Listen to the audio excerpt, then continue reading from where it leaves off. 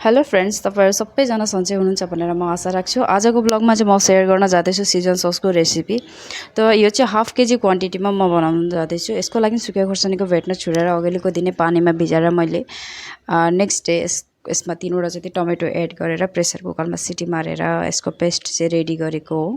अरु यसमा जे इन्ग्रेडियन्ट्सहरु जान्छ त्यो चाहिँ मैले अघिल्लै देखिनबाटै प्रिपेयर गरेर राखेको थिएँ, किनभने प्रिपरेसनको लागि धेरै पनि टाइम नलागोस् भनेर। यो भयो अनियन जिन्जर गार्लिकको चप। अरु सस बनाउनका लागि मैले रिफाइन ओइल 300 ml युज गरेको थिएँ। अरु अनियन जिन्जर गार्लिक तीनो चीजलाई मैले ओइलमा एड गरेर यसलाई राम्रोसित मिक्स गरेर यसको कलर चेन्जेस आउने तक मैले फ्राई गरेँ। त्यो हेर्न सक्नुहुन्छ यो गोल्डन कलरमा चेन्जेस आइसक्यो। उसको बादमा जो पेस्ट रेडी गरेर राखेको थिएँ त्यो पनि म यसमा एड गरिदिन्छु।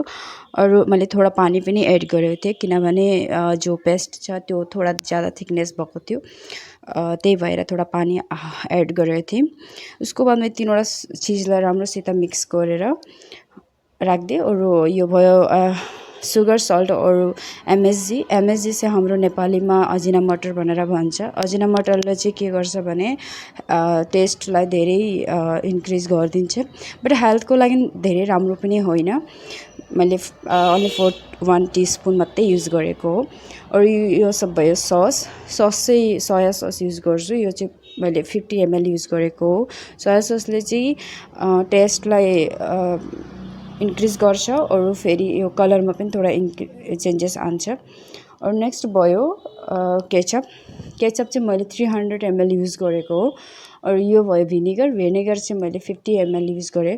भिनेगरले चाहिँ के गर्छ भने टेस्टलाई ब्यालेन्स गर्छ, अरु धेरै दिन प्रिजर्भ गरेर राख्नका लागि हामीले सक्छौं। यसमा के खराबी हुन्न। अरु मैले सबै मिक्स गरेर 15 मिनेट्सको लागि कुक हुनको लागि छोड्दिए।